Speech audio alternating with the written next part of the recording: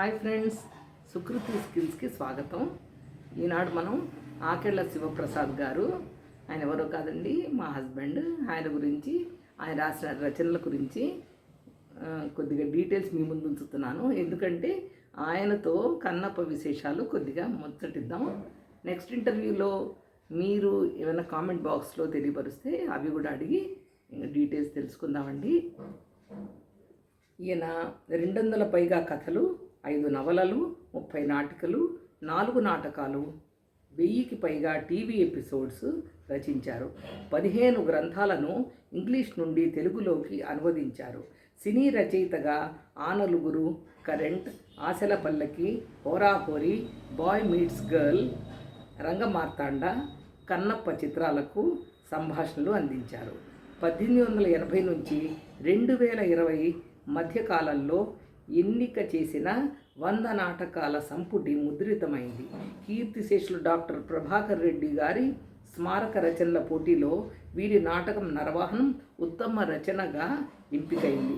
ఎన్నో పరిషత్తు పోటీలలో బహుమతులు అందుకుని 1997 సంవత్సరంలో ఉత్తమ నాటకంగా ఎన్నికైంది. అంతేకాక ఈ నరవాహనం నాటకం 100 నాటకాల సంపుటిలో స్థానం సంపాదించుకుంది. వీరి మరో రచన సూదిదారం నాటికకు మొదటిసారి నంది అవార్డు వచ్చిందండి.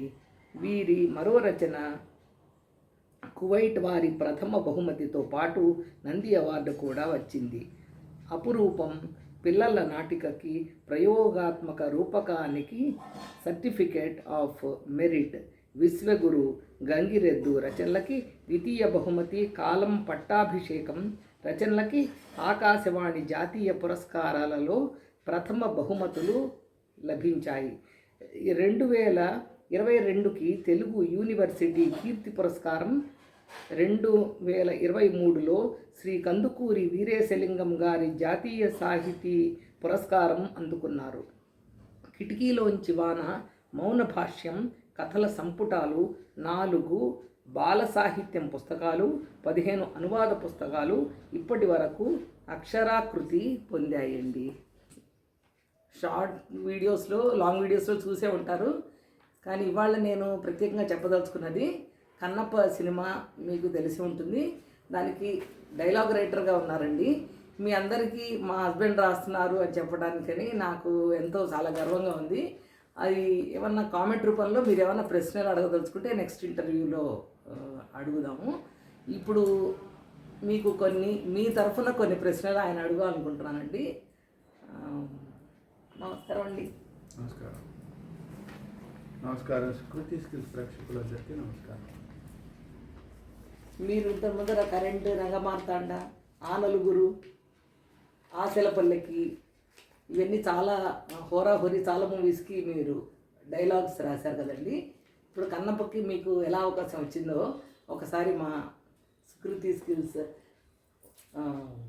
ప్రేక్షకులకు కొద్దిగా చెప్తారా? రంగమార్తాండ సినిమా రాశాక ఆ సినిమాని చూసిన ఈశ్వరెడ్డి, నాగేశ్వరరెడ్డి గారు అనే 2 దర్శకులు డైలాగ్స్ బాగున్నాయని చెప్పి నా పేరు తీసుకుని మోహన్ బాబు గారికి చెప్పడం జరిగింది.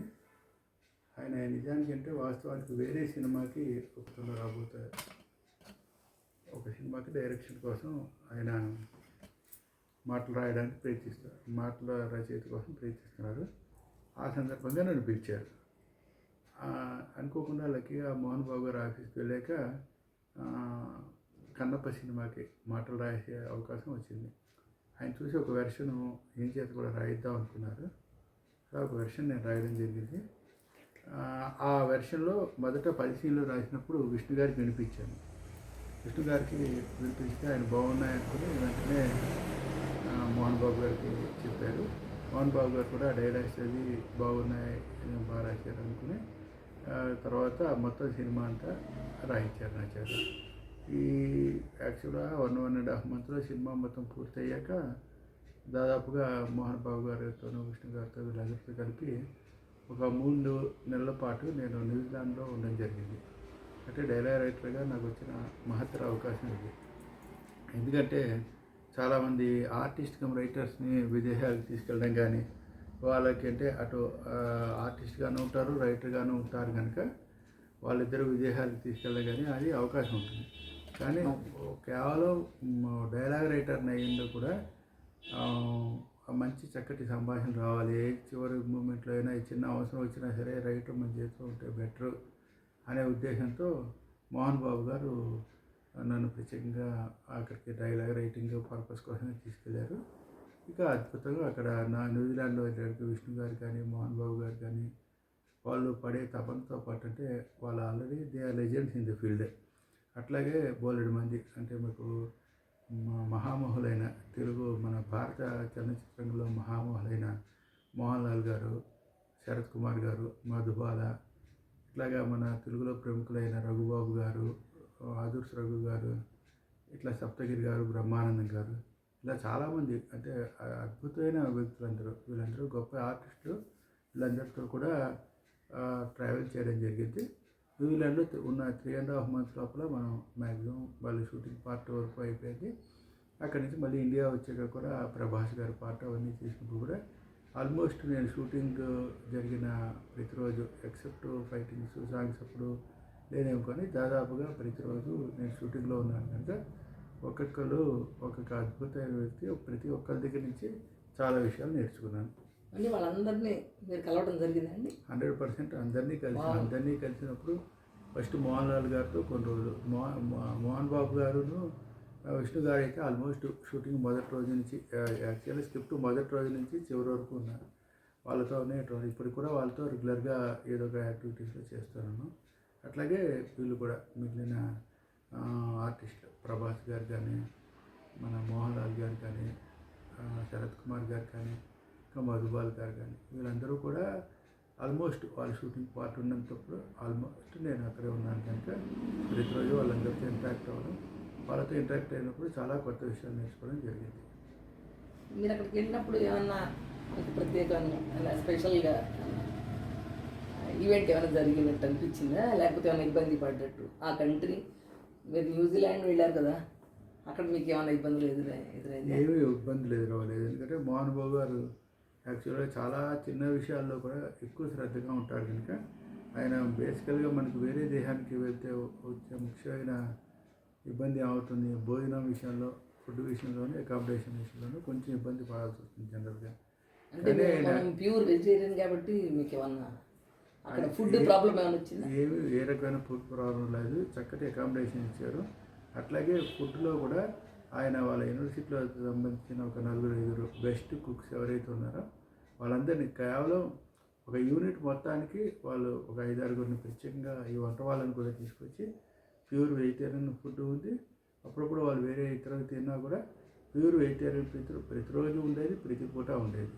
అందుచేత ఏ రకమైన ఫుడ్ విషయంలోనూ ఇబ్బందులు కలగలేదు. చాలా హాయిగా చక్కగా జరిగింది. అక్కడ మీకు ఏమైనా సరదా ఇన్సిడెంట్ ఏమైనా జరిగింటే?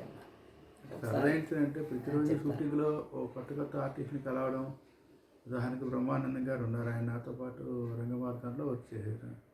ఆయన వచ్చారంటే ఆయన ఒక తమాషగా జోకులు వేశారు. అలాగే సప్తగిరి గారు, నిజానికి శరత్ కుమార్ గారును మోహన్ లాల్ గారు అప్పుడే పరిచయం అయినా సరే చాలా ఆత్మీయంగా, అలాగే మధుబాల్ గారు వీళ్ళందరూ కూడా వాళ్ళ ఎక్స్పీరియన్స్ చెప్పడం అన్నీ కొత్తగానే ఉండేవి ఎప్పటికప్పుడు. అట్లాగే ఇంకా విష్ణు గారు, మోహన్ బాబు గారు అయితే ప్రతిరోజు కలిసేవారు కనుక ప్రతిరోజు యాక్టివ్గానే ఉండేది. అక్కడ ఏ రక డల్ మూమెంట్ అయితే ఏ రోజు లేదు అక్కడ. అప్పుడప్పుడు వాతావరణం ఇబ్బంది పెట్టినప్పుడు మాత్రం హెవీగా రెయిన్స్ వచ్చినా అప్పుడప్పుడు కొంచెం రిస్ట్రిక్ట్ అయ్యేది మా మూమెంట్, అంటే హోటల్లోనే ఉండిపోయేవాళ్ళం. బట్ మిగిలినప్పుడు ఆల్మోస్ట్ షూటింగ్లో ఉన్నాం కనుక చాలా అద్భుతంగా జరిగింది. ఏమైనా సలహాలు సూచనలు మీరు ఏమైనా ఇచ్చి ఏమైనా మార్పు చేసినట్లే? వాళ్ళు కొన్ని స్క్రిప్ట్ పరంగా వాళ్ళు ఆల్రెడీ రాసిన స్క్రీన్ ప్లేకి రాసే కనుక అనుభవజ్ఞులైన మోహన్ బాబు గారు కానీ, వీళ్ళు మోహన్ లాల్ గారు కానీ, విష్ణు గారు కానీ వీళ్ళందరూ ఆ సందర్భంగా అంటే షూటింగ్ స్పాట్కి సంబంధించి ఏమైనా మార్పులు చేర్పులు చేయాలన్నా, అట్లాగే డైరెక్టర్ గారు ముఖేష్ కుమార్ గారు ఉన్నారు, ఆయన కూడా ఏమైనా మార్పులు చేర్పులు చేయాలన్నా కూడా వాటిని కూర్చొని అప్పటికప్పుడు మార్పులు చేసేవాళ్ళు. చాలా హాయిగా ఉండేది. మనం వాళ్ళకి ఇది సజెషన్ ఇచ్చిన వాళ్ళు తీసుకునేవారు, మనకు కూడా వాళ్ళు సజెషన్స్ మంచి సజెషన్స్ ఇచ్చేవారు. డైలాగ్ ఇంప్రూవ్మెంట్లో కానీ, సీన్ ఇంప్రూవ్మెంట్లో కానీ. ఇంకా మీరే చెప్పండి ఇంకేదైనా. మేము ఇప్పుడు ఏమైనా డైలాగ్ ఏమన్నా చెప్తారా? ఒక డైలాగ్ మా డైలాగులు ఎవరు అంటే డైలాగులు చెప్పడం అని కాదు, నాకు డైలాగులు రాయడం వచ్చినంత బాగా చెప్పడం రాదు కనుక, చెప్తే అది పొడిగా ఆ సందర్భం తెలియదు కనుక అది అందరూ మీరు తెర మీద తీస్తేనే బాగుంటుంది. సో మీకు ఈ విషయంలో ఏ రకమైన సందేహాలు ఉన్నా మీరు కామెంట్ బాక్స్లో పెడితే నేను తప్పకుండా వాటికి జవాబు ఇచ్చే ప్రయత్నం చేస్తాను.